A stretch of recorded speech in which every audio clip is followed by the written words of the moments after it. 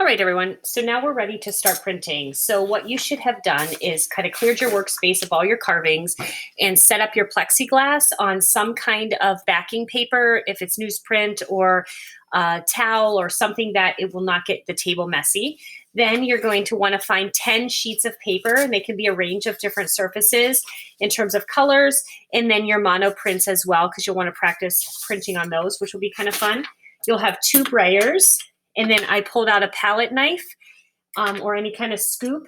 I actually got a plastic spoon. You can just get a regular spoon from your kitchen. And then you want this palette knife as well. That's going to help you smooth things out. And then I picked a range of colors. So I'm using a cool pattern, cool tone pattern. So I'm going to have white mixed with my green to make a light green. And then I'm going to do some blue and black. It's totally up to you. You can do a wide range of colors, but you want to make sure that you work from light to dark. That's really important, the light to dark. You'll have your block right here, which I'm going to have next to me. And I'll show you how we're going to ink it up.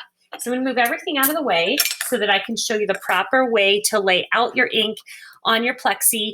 And again, you might be able to get all 10 prints done in one fell swoop, or you may take a couple times because you want to mix your colors up a little bit as well. So inside of your little colors, you'll see that you'll have to maybe scoop in there to get some out if you've used some of it already for your silkscreen. So I'm going to get some of the white out, and then I'm going to scoop some of the green. And right there on the plexi is where I'm actually going to mix the color. So I'm actually just going to mix right there to get the color that I want, but also to get the amount that I want. So in this case, I want a tiny bit more. So I want to make sure I have plenty. And you'll have to add later, probably more as you go. So just kind of mix till you get the color you want right on your plexi. That's kind of your work surface. And now your brayer will do a lot of work for you as well. What you're aiming for is a smooth color, but also you're going to start to hear the ink start to kind of lift up. Now, some of the ink that I have will have more of a tooth to it.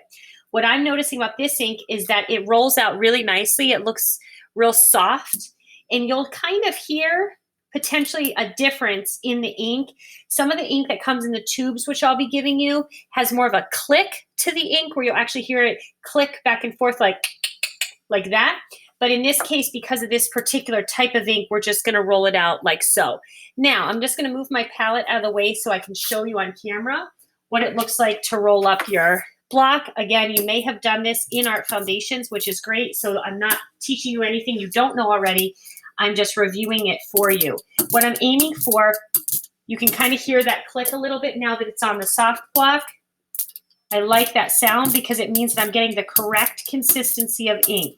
And I'm also getting a really smooth amount of ink here all the way across, and it's not going in my grooves. If it starts to go in your grooves, then you know you've put too much ink on and you need to wash your block.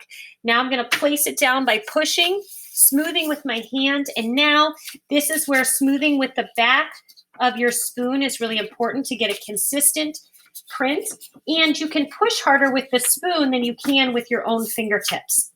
You'll even notice that the paper will pick up moisture and it's going to want to curl up on you. That's why it's important to go around the entire edge of your print as best you can. And your first one's always a little bit of a trial to kind of get a sense, do I have enough ink? Did I get enough texture in there and carving?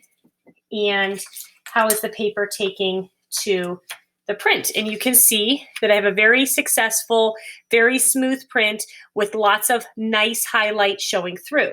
So your goal will be to print 10 of these. Notice how dry this looks. So right away, again, start to ink. So I'm going to ink here on my lap so that I can get ink on here right away. And you'll start to hear that little bit of a click to the ink. That's always a good sign that you're doing the right thing. And now I'm going to print on one of my mono prints just to demonstrate that.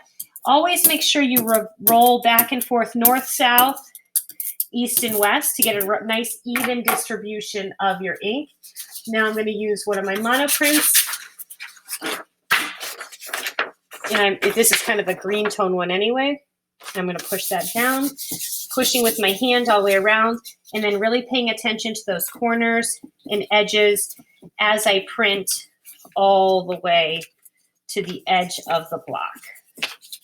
Again, it'll pick up a little bit of moisture, just kind of push that down so it totally prints. You don't have air pockets, and go across the entire print. So this was my print on my monoprint paper, which just creates a really cool texture. And as we layer, it'll build up that image as well.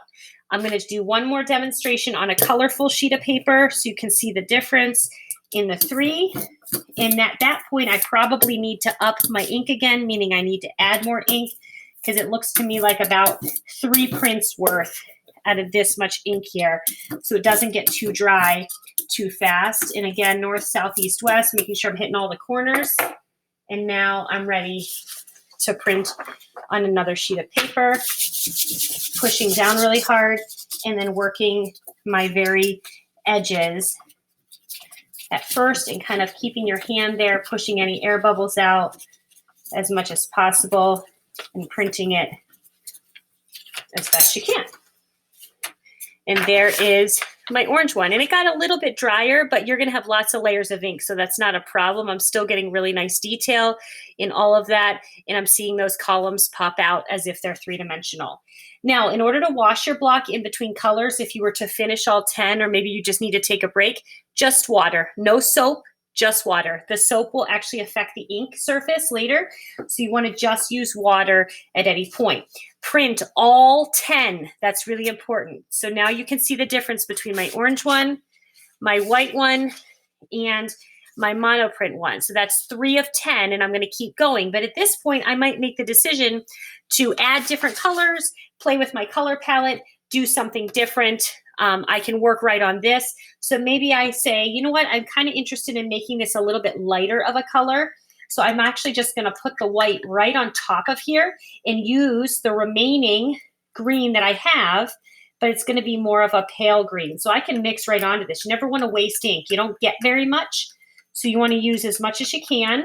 And then your brayer does a lot of the work for you in terms of mixing. So you can see I'm getting a very light color now, which is kind of fun.